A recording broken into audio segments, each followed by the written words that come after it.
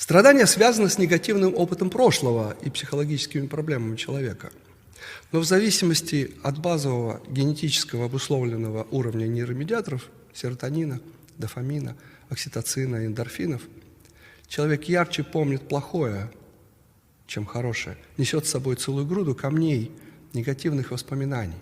Если тащишь с собой слишком много неразрешенных воспоминаний и негативных эмоций, начинаешь кредитоваться у здоровья.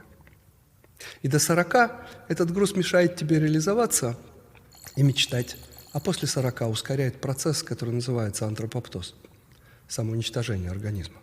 Как можно помочь людям, которые страдают и не видят выхода из своей ситуации?